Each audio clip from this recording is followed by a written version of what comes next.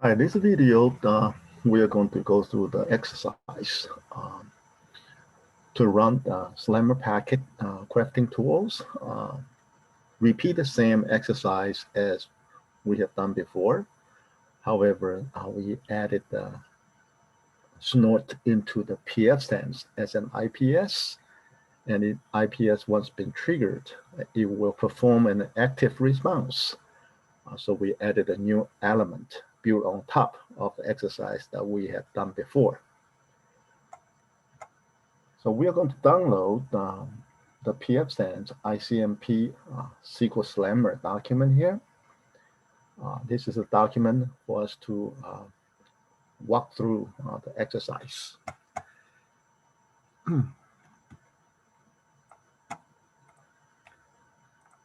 This is the topology and also the objectives of the exercise. First of all, of course, we're going to review the remote network Slammer and ICMP exploit and test that we have done last week. And then we build on top of that by implementing the snort as an IPS to mitigate the Slammer and ICMP attack. So we have done this exercise before using the 2016 to craft the packet as an attacker to go through the pfSense, which just a firewall previously, and forward the packet to the victim, which is both the snort box in here. And this week, what we will do is we do exactly the same exercise. So the first part of this lab, this exercise, is going to repeat what we did last week within 5-10 minutes. And then we make sure everything is working. Then we will activate the pfSense in here, the network-based. So pfSense is not only in the Win10 snort, also the snort is not only in the Win10, it's not only in the Linux, but also the snort is in the pfSense net here. And of course, we are going to learn how to modify the home net and external net so that we can trigger the IPS rule. So there are a few important things that we need to get familiar with in the snort setting in order for it to work. And we also will evaluate when we do the active response, when we block the offender, what is the advantages and what is the disadvantages, and what do we have to pay attention to instead of denial of service ourselves. We will talk about that in the conclusion.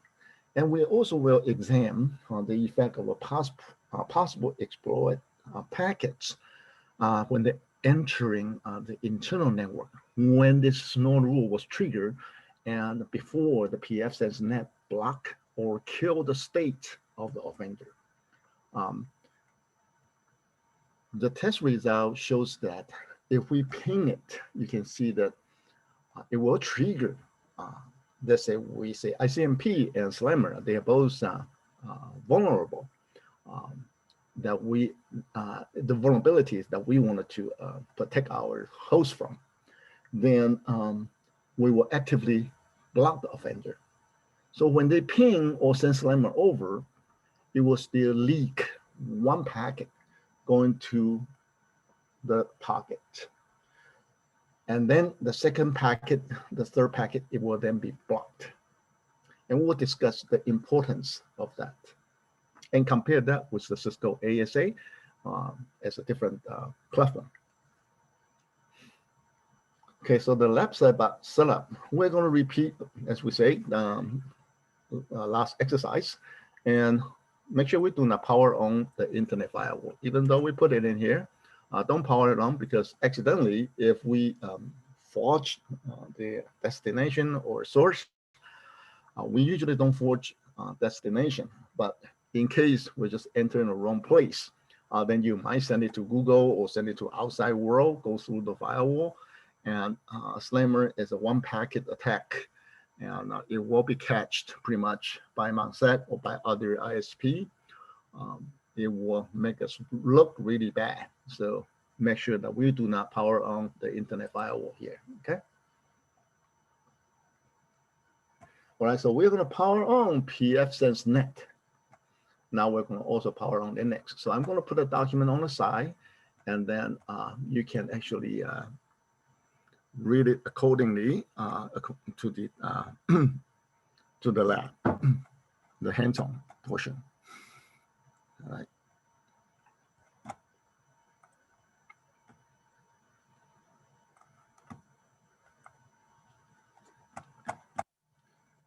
We're going to sign on to the MountSec VMware Horizon, and we're going to power on pfSense net, and we will do 2016, take ownership, and we also will do Windows 10, and we also need a Linux.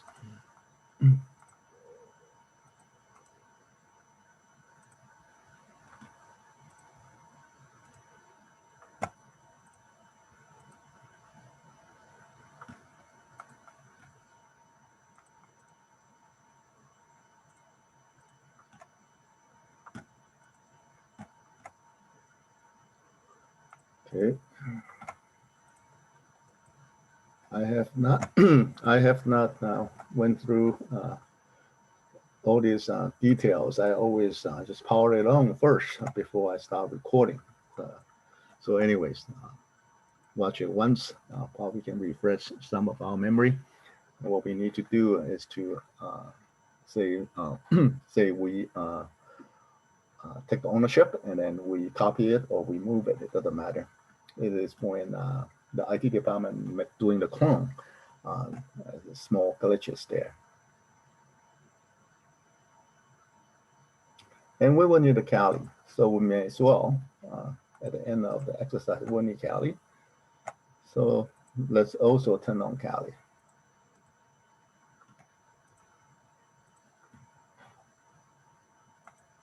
All right, all the VM is in. So let's take a look at, we are going to do the Linux snort first.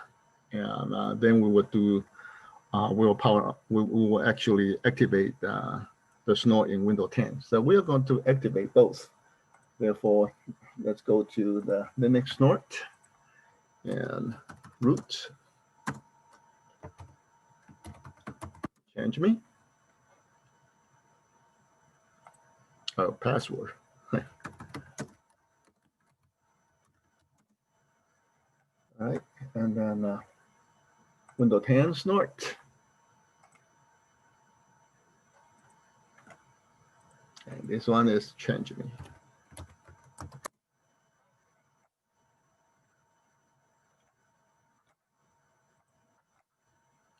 We are not going to do the internal attack. We're going to jump right into the outside to outside attack, meaning that is Windows 2016 is on the outside, and this is inside, and this is inside. So let's activate the Windows snort, the Linux snort first. We have to go to the system and network, and quickly goes to edit and go to the hardware to prompt it. And then we say, okay, we prompt the hardware and we want to activate it. Yes, save it. So once that is done, it's been activated, and we just make sure that it was working. So we can actually ping 10.0.1.1, the default gateway. Yeah, it's working fine. So that's good enough. If you didn't do the -C /4, you can just Control-C to break down the sequence of the ping. And we will need, I already left the ICMP signature and also the Slammer signature in the ICMP info.rules in there. So we don't have to repeat that part of the process. And so we only need to activate snort and MySQL in here. And if we do an ifconfig, as the document has suggested, make sure that, hey, you are set at 10.01.4, okay? Now we will run my snort. And we'll open another one, MyTel. So we make sure that we are ready to verify if we are under attack or not. And we go to Windows 10. And we are going to run mysnort A to run the console. So we go to the command prompt. Oops.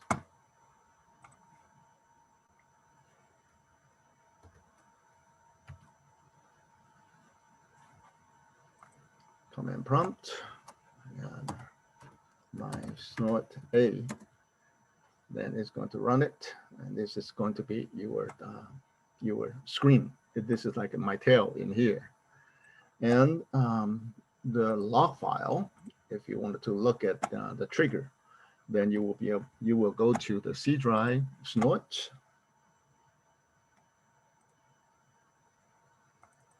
and under the log here. So you can see that these two are the one I created when in June. And then this is what today's date for the login package. All right. So we have the both Windows and Linux snort ready. Now we will perform the exploit. And first, let's go to the Windows 2016, which is the one that we're going to exploit. Send ICMP to test, and send a SQL Slammer to exploit.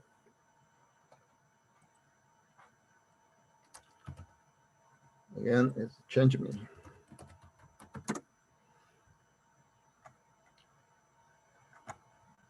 And if you wanted to double check, you can actually look at the network. By default, it's supposed to set us outside. So instead of going and check, we can just go ahead and do an IP config. Take a look at it. Yeah, we are okay. 10.10.10.16, or you want to change to 10.10.10.244. Either way is fine. So we can first ping the translated address, which is 10.10.10.4. That is the Linux box. So if we do that, then you will see that in the snort of Linux, and you can see, okay, the ICMP has been triggered. 10.10.10.16 actually ping you. So we know that the snort here is working, and you can reach it through the pfSense firewall. In the window, of course, we also receive it. The main reason is because it's a hub into in this environment. Whenever the pfSense send it to the internal box, everyone receive a copy. It's really not a virtual switch. It's actually a hub setting in here. Just to be sure, we can actually Control C, terminate the batch job, and do the mysnort again. That's the batch file.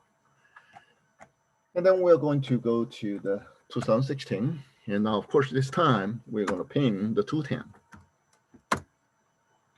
And it will go to the snort box here. Okay, good. So now, actually, the ICMP has been triggered. All right. And you can tell that, hey, this is a ICMP from 10.10.16 to the 210. That's specifically for you here. So if we take a look at the document here, now we perform the ICMP, and we haven't imported the Slammer packet yet. We will. That's the next step. And using the Slammer, we have to make sure that the destination MAC address is the true pfSense MAC address. We're going to go directly into the correct way of launching the exploit, the attack.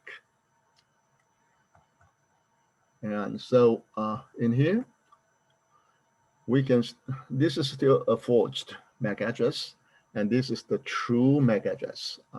When you boot up your virtual machine, you may not have the same MAC address, so you have to do it according to whatever happened, whatever the outside MAC address of your pfSense net That's what you have to do, which is 10.10.10.53. Okay. And as far as IP address, the forge one is okay, but the destination, remember that the destination MAC address on top and source MAC is after that destination. But in the IP is reversed. Source IP first, destination IP next. So don't reverse it. Don't make mistake, especially when you attack forging the source of Google 8888. Don't reverse it. Otherwise, you're sending it to the outside. Of course, if you did the right MAC address, you will send it to your internal pfSense, and we didn't power on our internet firewall. And so we are double insured in that sense.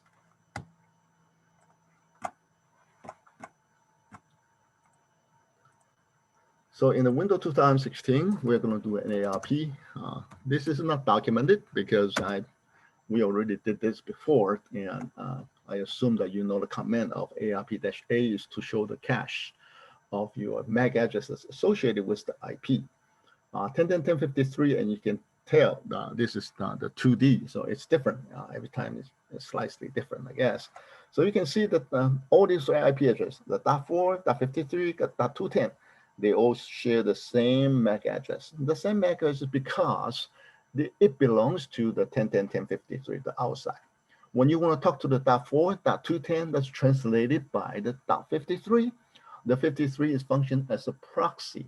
So if you want to talk to 4, 53 say, hey, send it to me to my MAC address.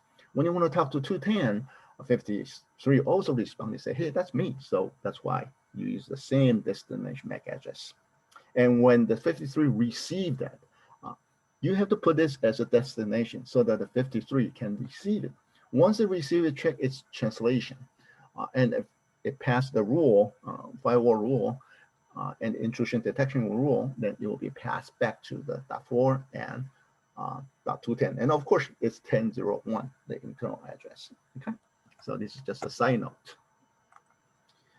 Now we're going to copy it. So first, you're going to click the like C drive here, edit, mark. You can type it, of course, but I am just not a fan of typing it. And then you can say copy. And then go in here, you can do a notepad.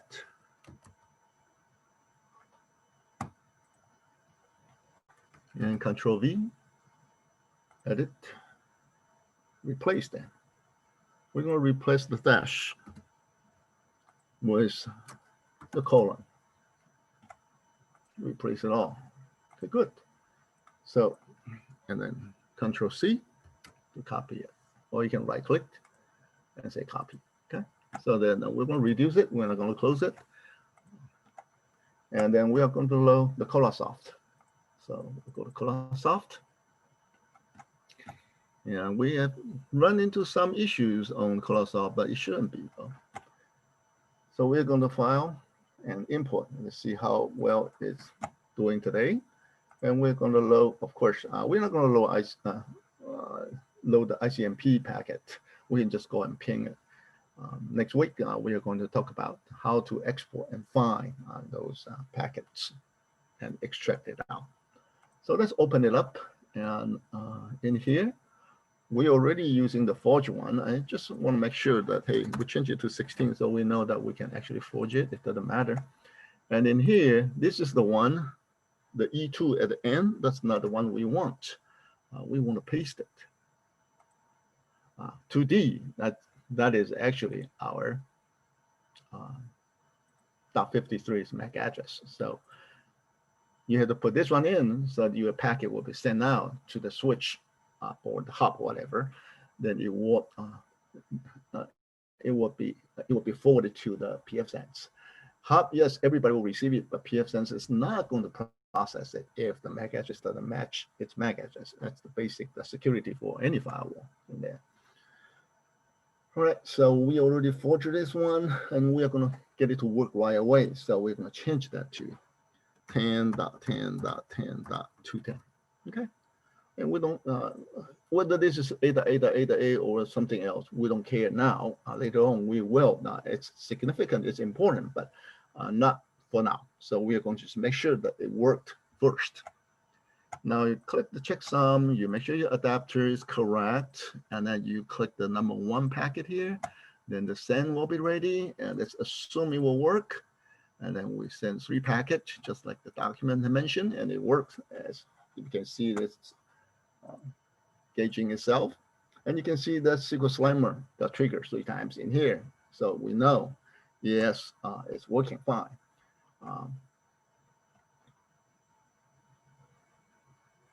So now let's take a look at the document now.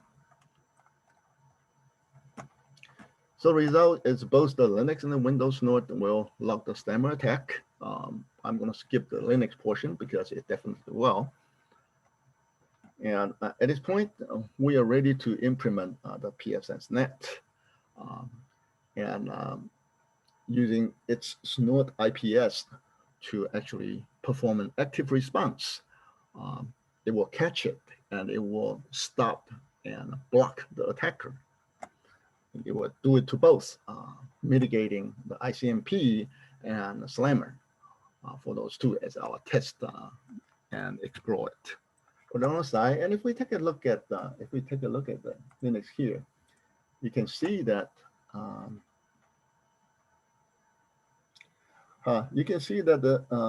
the Slammer attack is also got locked in here. You can see 141.44, 231, and it goes to 210.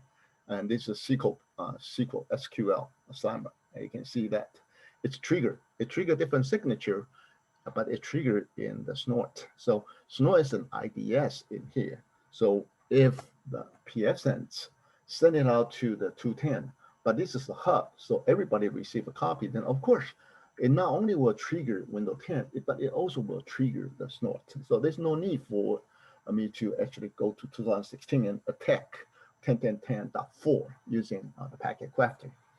But if you're using a switch to do your own lab, or if you use EXSI enterprise version, like what we have in Mansac, then it's a switch. So, and we configure in such a way that it will not spill over. So then you do have to double your work to perform the verification if you wanted to.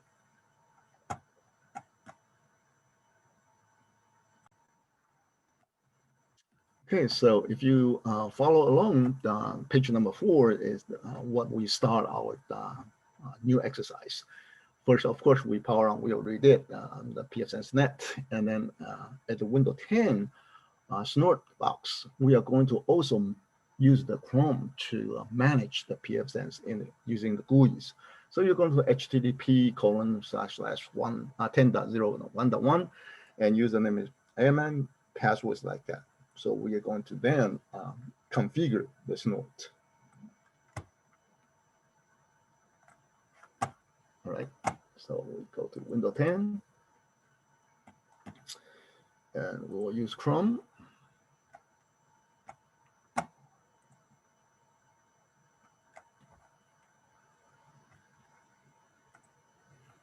Oops.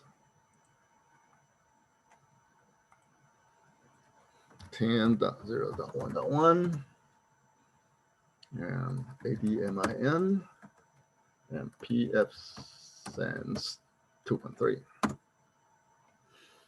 And we're going to open a few of them, so you can actually add one more. And we're going to go 10.0.1.1. So we have two of the same, exact same URL, because one of them we are going to look at the configuration file, and one of them will just jumping around at different settings. So we are going to go to the second one here, and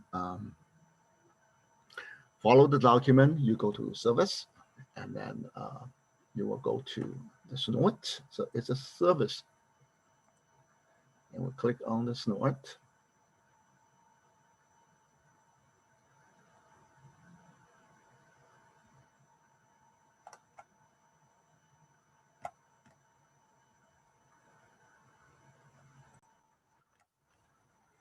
So we clicked service and snort. So it's service and snort to tell you what snort package is.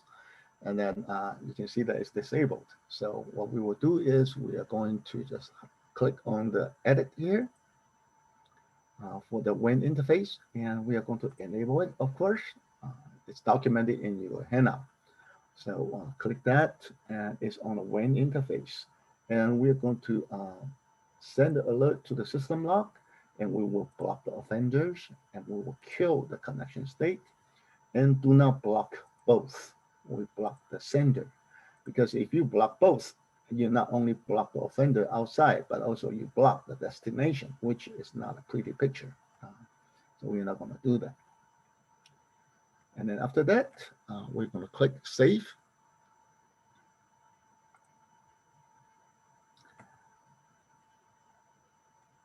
So we can see Snort is still not been enabled. It's disabled before, and we enabled it. And we are going to go to the status, and then you can take a look at services here. Right? So in the services, you can see that Snort is not up. So we're going to click here and wait for it to come up. So when it's doing that, let's take a look at the document here.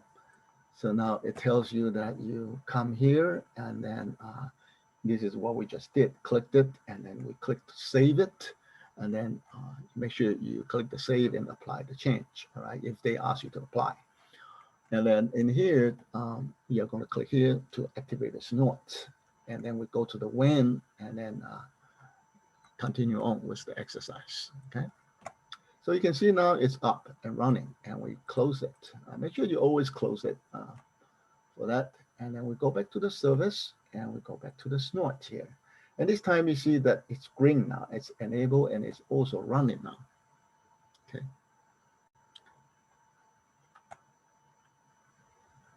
Now we are going to go to the WAN and also select Snort ICMP info rule. It's already been done for you, but we just wanted to go take a look at it. So you go in here, edit it again, and this is the block list where we're going to see no one actually is blocked, right?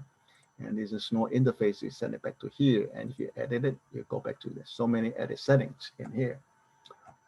We're going to look at the categories. Okay, so we click on the categories, and you can see that ICMP info rule has already been selected for you, so you don't need to change anything. All right.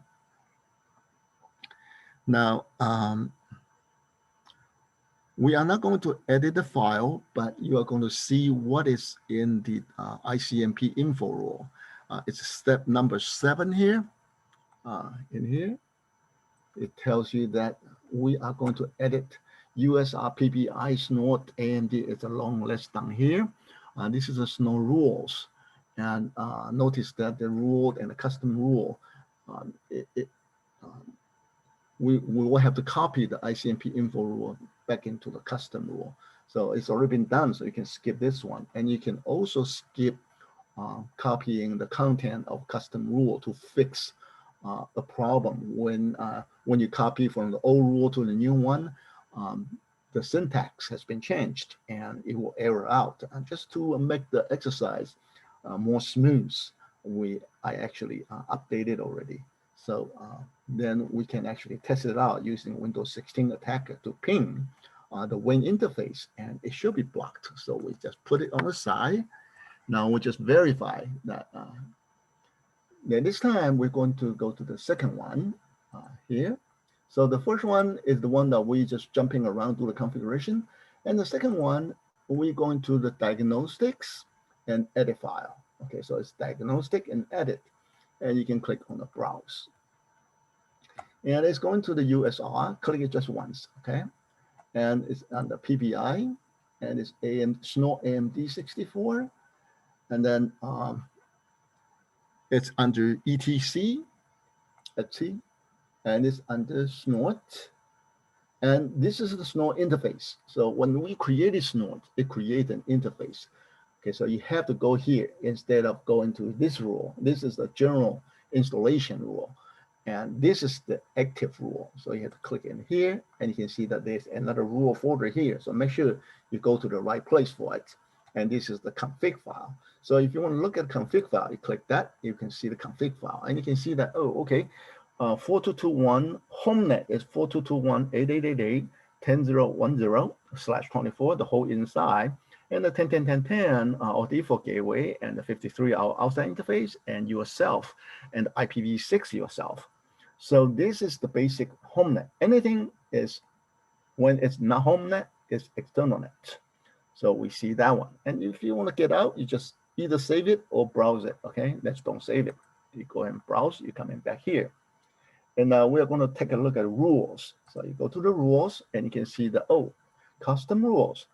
What's in the custom rules? Custom rules, we have the MySQL rule. I just put it in. I already did put it in and save it as an image so that you don't have to manually type it in again. And of course, there are ICMP triggers as well. So now we are ready to test it. I'm just showing you the location where you have to pay attention to. So when the snort is coming up, let's go back to the number 1 here. When the snort, when we enable it, okay, and then when we go to the service status, we go to the snort services, and we enable the snort services, then it would just read and create whatever the rules dynamically and make it ready to protect the box, the network. So now we're going to go to the Windows 2016 to perform the test. Now we are going to do ICMP first because ICMP is easier and quicker test. If we ping 10.10.10.53, that's the one that we did before. You can tell 10.10.10.4. I didn't ping 10.53, but you know, we ping it. You will see one success ping and then fail 3 times. Why is that? Let's take a look at it. Let's go to the Win10. And you look at the blocked, and you can see that you're going to click on blocked. You can see the ICMP ping from 10.10.10.16 to yourself, and you don't like it, so you because it triggered the snort rule, so we actually block the attacker. So your Windows 16 is going to be, you know, 1 successful in to trigger the alert, and 3 fail. So now let's go here and let's clear it. Okay, so now it can ping again. But this time, let's ping 210. And it's working. And we ping 4. It's also working. So if you ping 53, it failed. You ping any other one, it's successful. So what's the problem? Why is it like this? And if you go to your internal one, you will see that your window actually locked the attack. You know, you just recently got another ICMP in here from 10.10.10.16. So if you wanted to make it more clear, we can control break it, control C it, and let's go back up again to run it. So we just wait here. So for sure, your Windows 10 in your Chrome here, if you look at the block and F5 to refresh it, continue, and it's not blocking. Now, if you take a look at the document here, it will tell you why is it not working. The Windows 16 will be blocked if you ping the snort, because I just showed you that the home net is including on outside interface.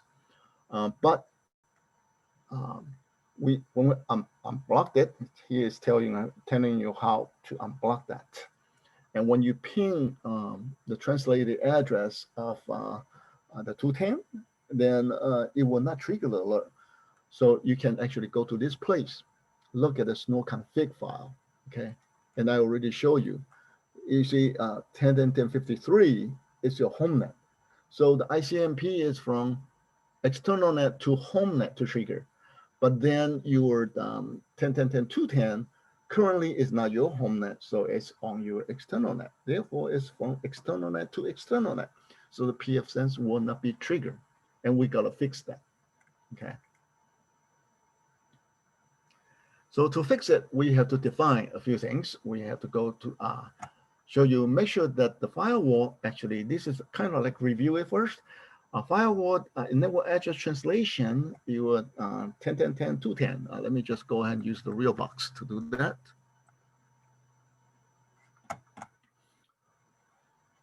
We go to firewall, and then we take a look at the net, and we look at the one-to-one. We have a static translation from your internal IP 10.10.1.4 translated to the 10.10.10.4. That's our Linux snort. 10.01.210 translated to 10.10.10.210. That's our Windows 10 snort. So you must have that one in order for the attacker to ping 10.10.10.210 and 10.10.10.4. And now you also have to make sure that your firewall function as a proxy. So it's under your firewall, under your virtual IP, okay? And if you take a look at it, we have a 10.10.10.210. So find the 210 here, it's a Windows 10. And if you want to look at the detail, click on the E here. And you can see that, hey, I am a proxy op, okay? I'm a proxy for this one. So the firewall 10.10.10.53 is also provide an op service as a proxy for the 210. All right. So this has already been pre-configured for you. This is pretty common for the pfSense and for Linux firewall. And in here, so that's a preliminary. You don't have to do anything. It's already been done. And here you have to do it is to actually create a homenet, and I call it additional homenet. We create it under alias in the firewall, the same place I just showed you. We're going to create an alias. We call it additional homenet, and we're going to call it Windows and Linux node, and we're going to add a 2 IP into it. So the additional homenet, including those 2 addresses. And after we create the alias, we are going to go to, you make sure that your firewall alias, once you save it, you can see the additional homenet, including this one, and I believe also another one I created too. That's created too. So we can see that image here. And after that, we have to create a path list in your snorts, okay, in the snort interface. In the path list, we call it a path list additional homenet. You can call it anything you like. By default, it will just randomly create those path list number for you. The important thing is that you choose assign the additional homenet in the alias.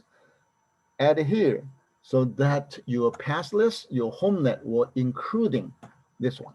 Okay, so that's what we're going to do. We're going to move it on the side. Now we're going to come here, go to the firewall,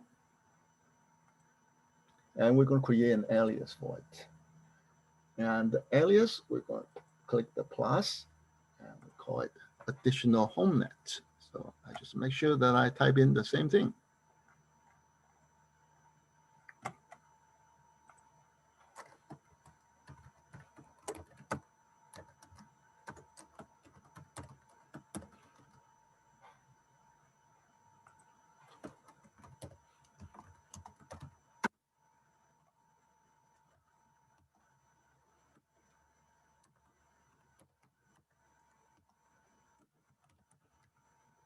It's a host, that's okay. And then we're just going to add it. So we're going to add 10.10.10.210. And this is actually, actually it doesn't matter what we type it in here, right? Win 10, all right. I'm just going to short it. 10.10.10.4, which is snort. All right. So we have done the creation of alias, and make sure you save it.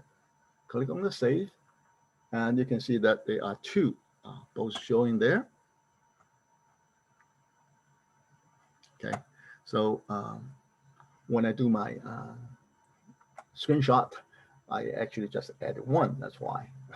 So I need to update this small part, but it really doesn't make any difference as in regards to our hands-on exercise. Okay, but if you want to test 10.10.10.4, you have to add it all in. Okay,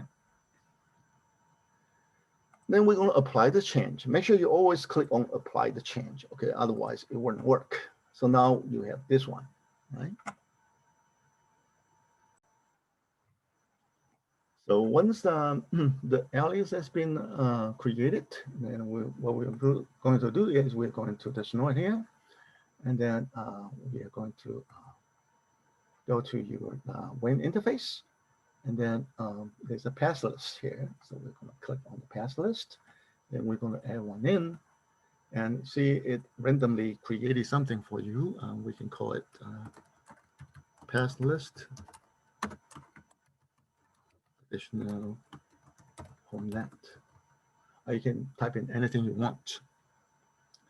And in here, the most important thing is you click alias and you click this alias that we created with the post host and you save it. So in here, and then we're going to save it again. Oops.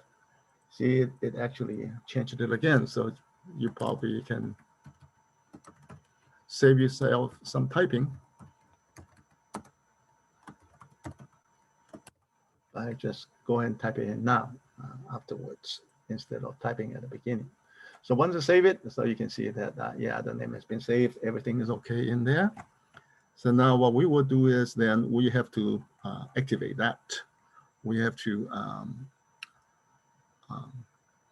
assign the new pass list into our homenet configuration. So in order to go there, what we will do is we'll go to the WAN interface again. So once it's done, we're going to go to the WAN interface, and you take a look at WAN interface, the same place where we enable it, and we do all those blocking and stuff. And you can take a look at the homenet now. What is the homenet that we defined? And if you view the list, you can see, hey, this is the one from here to here. This is the one that's actually in our snowda configuration file in here. So you take a look at here. You look at your snowda configuration, and we can actually go up, right? We can see the snowda configuration in here. And you can see here, this is the homenet, right?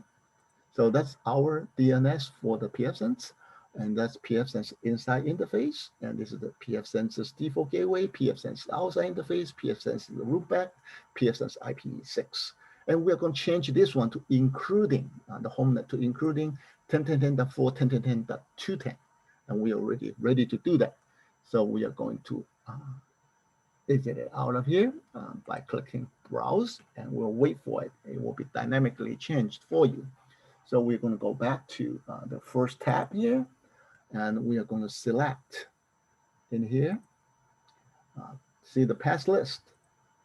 Pass list additional homenets already been created. So if you do that, you can view the list. Okay, so including all the defaults plus you now got the 210. You also now got the 4 in here. So now we're ready to save it. Click on the save. Once you save it, just double check and go to the second tab so that you don't have to click in back and forth. So take a look at the snowda config. And you can see, oh, now this time 210 is here and the 10.10.10.4 is in there as my homenet now. So if all works as what we have designed, now if the Windows 16 try to ping the 10.10.10.4 or the 210, then it should trigger the alert and block it. So let's try it. Let's go 210, we ping that, one ping, and then it got blocked. Because this time 210 has been updated dynamically. We don't have to restart the snort services or anything.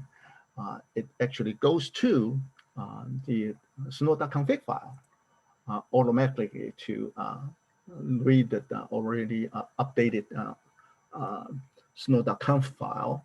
And we go back into the first tab to take a look at blocked.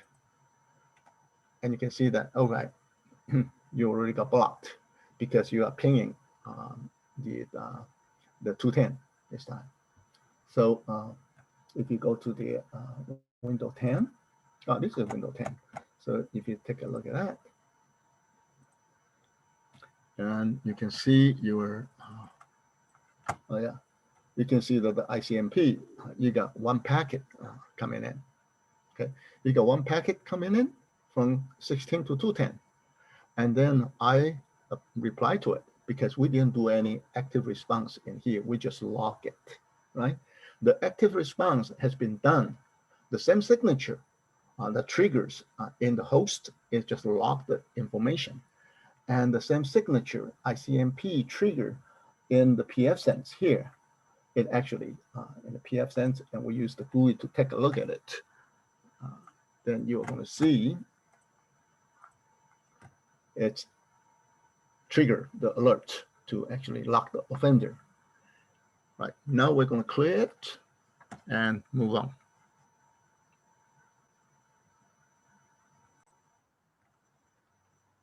So this is the end of the ICMP exercise, and we are going to move on to using the Colossal packet builders in the Windows docs. Now we are going to first craft the destination map to the broadcast and see if it got triggered or not. So we're going to put it on the side. And we are going to go back to the offender here. Now, we are already done with the ICMP, but we will do this one. Let's close it. And we already tested, and it's important that we test it. So we knew that it will trigger, so we can change it to something else. If we do FF.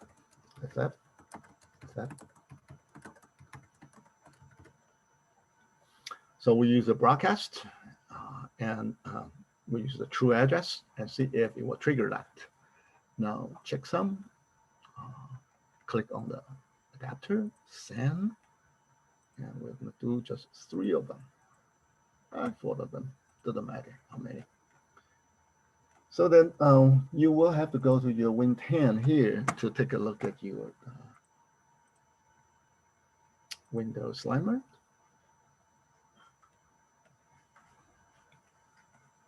Okay, we didn't see any trigger on that. And we go to, we are going to take a look at, actually you can click alert, and then, yeah, you can look at the alert and you can look at the blocked. Well, it actually blocked the fake IP because it received it and it blocked your 141.44.235.221 here. Because that's the offender's IP. So we fake it, so they block that one. And, you know,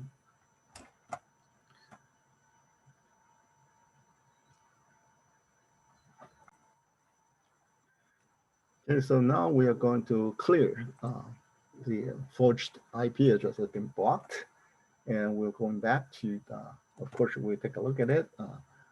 Even though it says send it to the 210, but there isn't anything that's logged or received in here in the Windows 2000 in the Windows 10 Snowbox.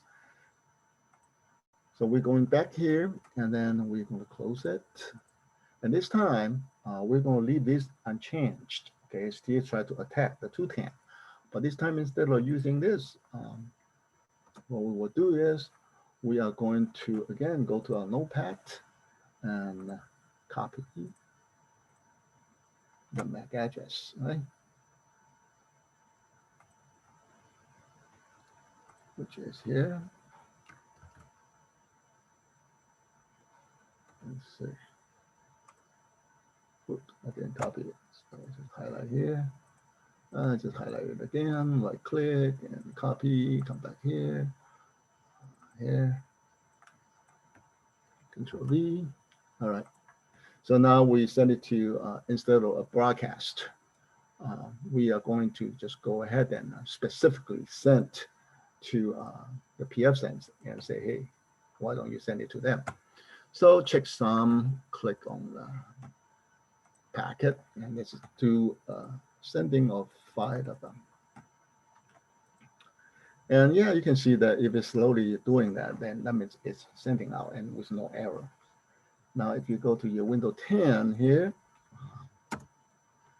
And you probably have to hit enter once to see that to see that if it doesn't actually show you the screen. I just find it probably is a bug or something. So you can see that 141.235.221, the forged IP address attacking you again in here. But one packet coming in instead of 5, because after first packet coming in, your window in here, same box, we are looking at that. Just press F5 to refresh, and we do confirm the resubmission of the form. Okay.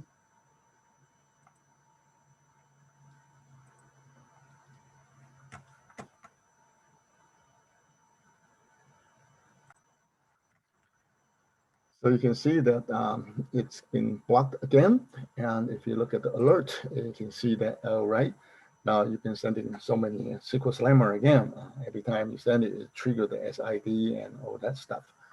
So now we're going to unblock it again and continue on with our exercise. So we are at this point.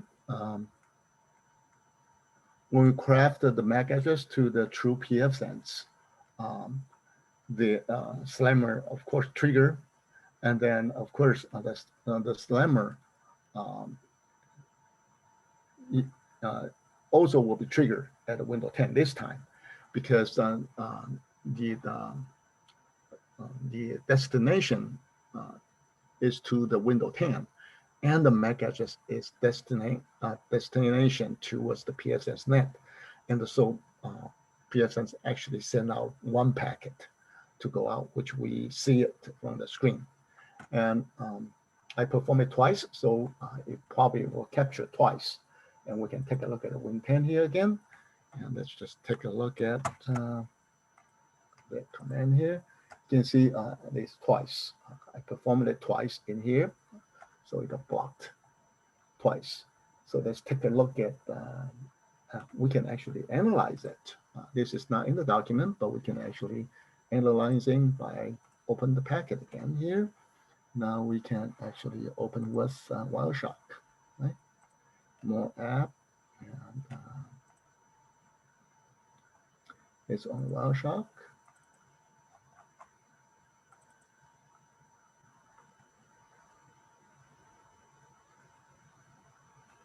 Okay, so we are able to see there are 2 Slammer packet trigger that.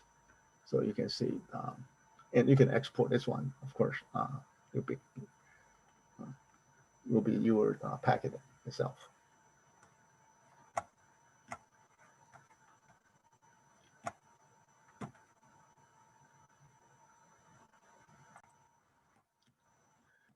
So it brings up a very important question here. Will it be compromised if it's in the unpatched SQL Server situation? Yes, it will, because the Slammer actually only takes one packet to exploit, to take over the victim. And the victim is going to just randomly shoot out the same packet to a randomly generated IPv4 address to the world. So then, yeah, it will be the problem if we in this situation. So for the new installation here, the SQL Slammer trigger, it will create an error. You have to put out the classic type because of the new rule and different rules. So when you are maintaining in a production network or in your lab, and you update it from one version to the other, just make sure that sometimes you will get an error because the rule syntax and the format has been changed. So let's unblock the attacker, which we did. And then now we're going to fix the IP 8888 and then send 5 Slammer packet. And the result is 8888 is not going to be blocked. And then we're going to fake it to 4444 and see how it goes. All right, so we are going to go to Windows 2016 here. And now this time we are going to forge the address to 8.8.8.8. All right. And everything unchanged. Checksum, first one. You probably don't have to click the checksum. I'm just getting a habit of doing that. Now let's always do about 5. And then this is started. And now let's go to the Windows 10 here. And you're going to see that originally we only have two. And now if you press the enter key, oh yeah, you got quite a few Slammer coming in now. Actually, 5 of them. You actually Snort actually didn't block it, didn't do anything. It just probably logged it. Okay. Not even log in the alert, but you know that there's a Slammer here coming in. So let's take a look at this one. Let's take a look at the reason why. So we are already at Win 10. So let's take a look at this one, and you can see that if we go to alert, and then you know, it's not being locked, and we go to the blocked, it's not being blocked because it's from your home net to home net. So when you do the home net to home net, it's not going to work. And why is it locked on the Win 10? Because the Win 10, we say home net is any and external net is any. So any. We don't care from where and to where. We always want to log it so it got triggered.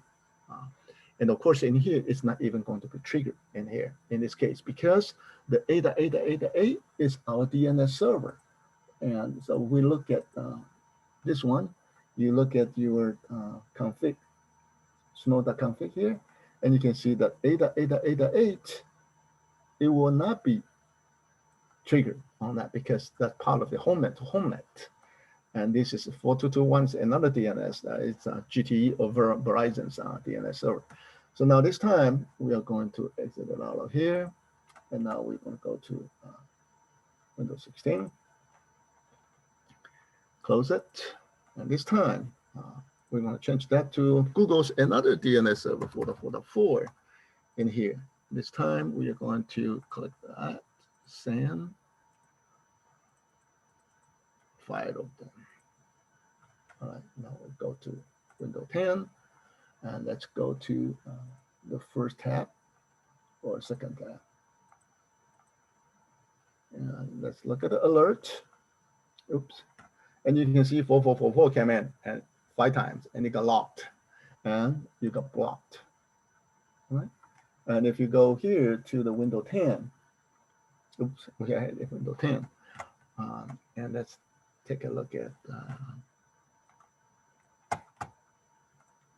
Let's go to Wireshark, and let's exit out of Wireshark. And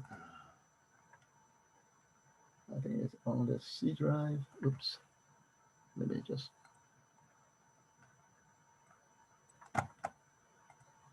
So let's take a look at this folder again. And this time it's already been opened by Wireshark. So you can see that 8.8.8 got quite a few coming in. And for the 4, and you can see that it has the ICMP is not.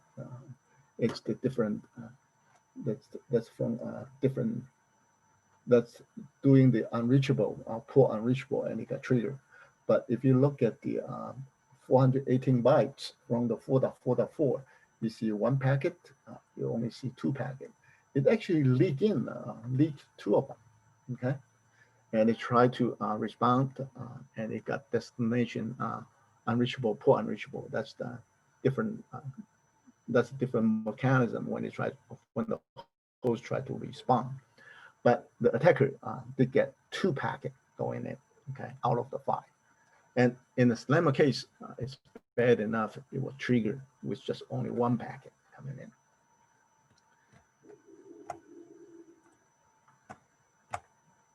So the reason why 4244 is blocked and 8.8.8 is not is because 4444 is not on your home net, so it got triggered and then it got blocked. But still have 1 or 2 packets that sneak in. Most likely just 1. Okay, this time it just got 2 in there, so it shouldn't be more than 2. Now we're going to enable the policy. Now that's the end of the Slammer. I'm going to also show you some slightly different attack. We are going to actually go to the Win interface, and then let's activate a security and use IPS policy to grow our Slammer rule not Slammer rule, the snore rule, the protection rule. We try to make it bigger. And then you can see that in the snore rule, currently it's a small set. And if you try to make it more secure by clicking those options, it's going to add it into it. Okay, so you can see that this will be the new size. And we are going to go there and do that right now.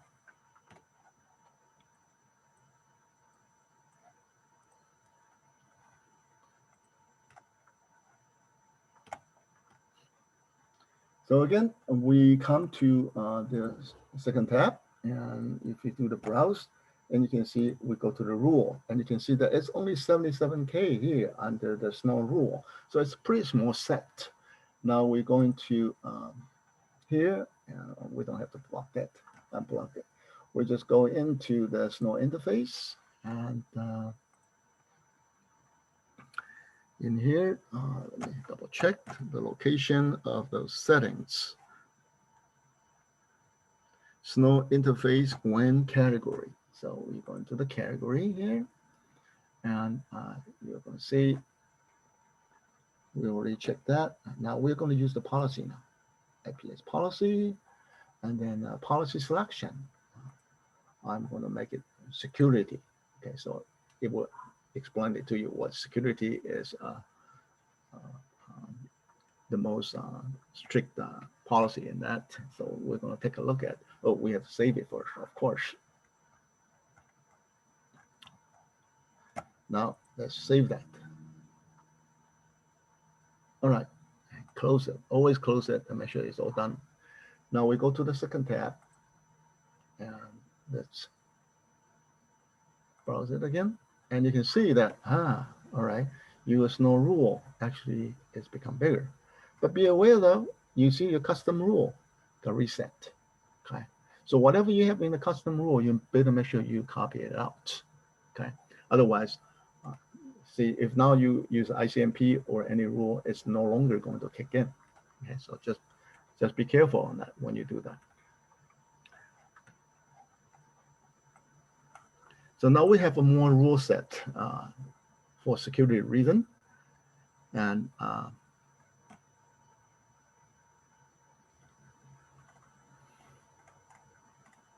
what we will do is we are going to scan with the Kali and observe the results. Of course, the Kali, we need a few commands for it to work. And what we will do is we are just going to do the Hail Mary, the very noisy scan, and see if it got triggered. And then the attacker will be blocked by the snore services. Okay. So I'm going to put this on the side. And we are going to go to the Kali this time.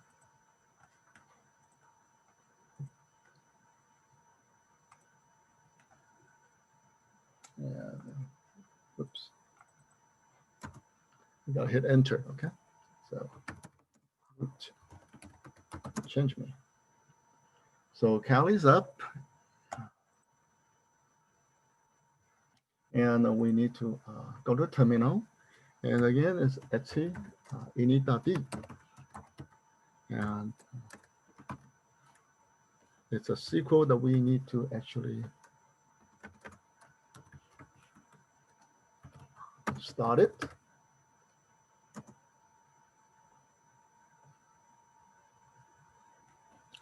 Now we can actually click this annotation once.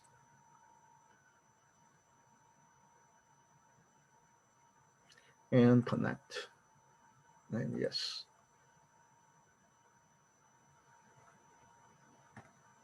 So if you ping using that Kali to ping, it's not going to trigger anything other than the host itself will log it, but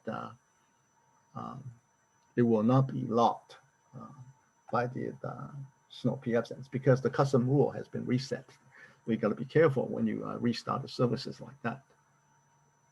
All right, we are going to add a host. Add a host, which is, let's do 10.10.10. Still do 210 then. And we will add it. Okay. And then we will launch Hail Mary. Sure.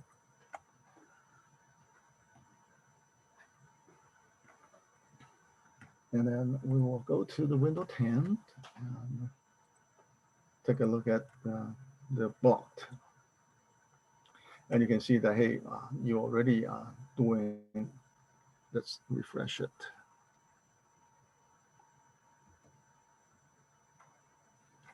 Wait until it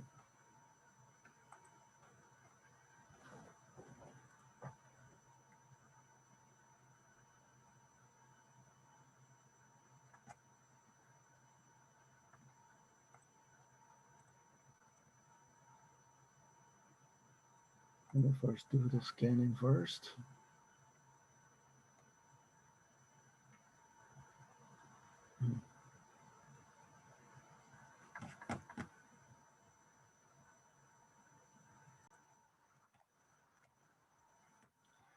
So once we activated Kali, we can add the both hosts that's in our home net 10.10.10.4 and the 2.10.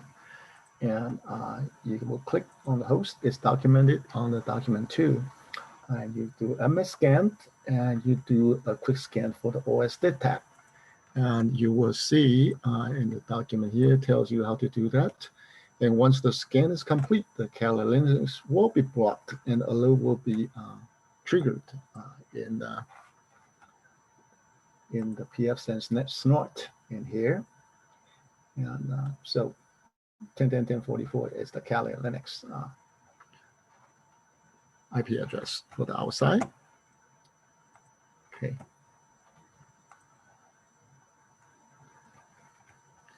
We don't have to clear the block list.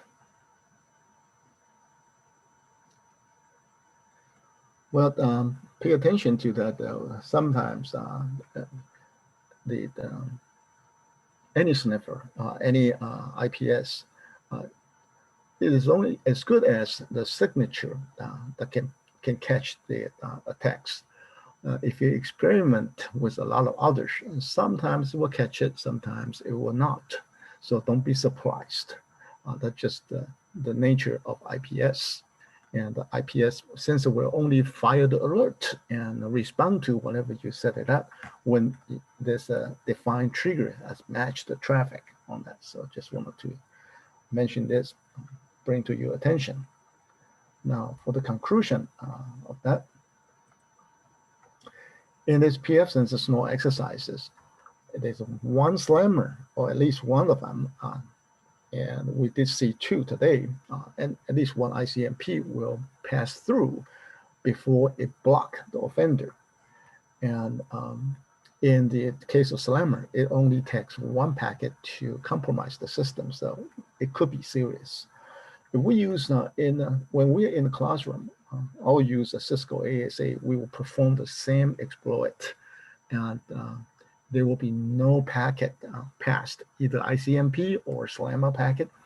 When it triggers the alert, it will not allow even 1 packet to go through the Cisco ASA IPS. Okay. Depends on your company policy, whether you want to log and then investigate the alert, or you want to do an active response. It really depends on your company's policy. The reason to say that is, look at the next one, that do not block the upstream routers.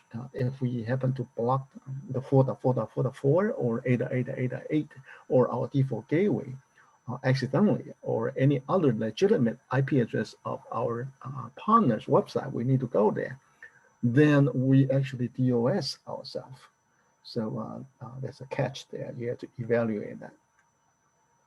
And we should distribute it, deploy the distributed network IPS and the host-based IPS. And then we will also cooperate that with our IPS instances handling, which we will deal with the instances handling in a few weeks. And of course, it's not possible to including all the new and old rules in IPS. Fine tune it is very important, and For instance, if you don't have Linux box in your network, you can comment out and all of those Linux related rules. And so it is very important, it's crucial for you to have a successful experience and the performance. You have to fine tune it. And in the snort, we experienced that it's using the IP address, of course, and then with the traffic flow using the external net to the home net as the rule trigger. In some other IPS, it's not like that. Cisco, of course, also use IP to match the candidate that is subject to the inspection. That's the first condition, and then it will use the policy to perform the IPS inspection according to the traffic flow, not from a home net or external net. They have two implementations. One is the global policy. All the traffic coming into any one interface going into the Cisco ASA will be subject to inspection. So if you come from interface 1 and your traffic going to interface 2, then only when you come in, it will be inspected. And when you are leaving out to interface 2, it will not be inspected again because there will be a waste of time that you inspect it twice. And then when the host connected to the interface 2 of the ASA, it responded, then it coming in to the ASA, then the response will be inspected. And when it goes past the response and go back to the interface 1, it will not be re-inspected again. Again, that's redundant. So then that's a Cisco way of applying the inspection. The other way is doing both inbound and outbound, but only apply to one interface. So there are a few different flavors of IPS and logic out there. Now, another thing I want to mention is the physical IPS.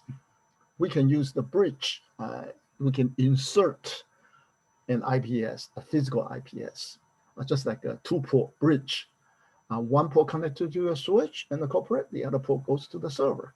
So then everything on the same network, want to access your server, have to go through this bridge, which is the IPS. So we can protect the server, put all the server connected to this bridge.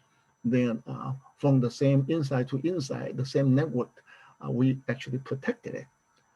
But this is not possible if we virtualize everything because there isn't any insertion point and it's using the same virtual interface.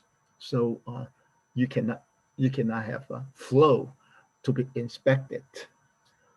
So therefore, when we want to do that in a virtualized network, we have to separate the server from the station to different networks so that you can deploy the IPS. So there are pros and cons for the physical and virtualized IPS. And the last thing we want to talk about here is the two goals of IPS are to maximize whatever is true positive and the true negative. If it's true positive, we want to be informed. If it's true negative, we don't want to be bothered. We want to minimize the false positive. So we don't have to waste our time to respond to something that's not true, as it's actually a false positive. And we will also want to minimize the false negative because if there's a problem, we want to know it. So that is the summarization for this particular exercise and points I want you to pay attention. Of course, the list will grow bigger and bigger. For the previous few exercises, we talked about the defense in depth, and then we also added in the switches security, and depends on what exercise we are doing, we'll add a few important IPS principle to it. And so again, this is the end of our exercise. We'll continue on towards mitigation of attacks such as the rate limit next time.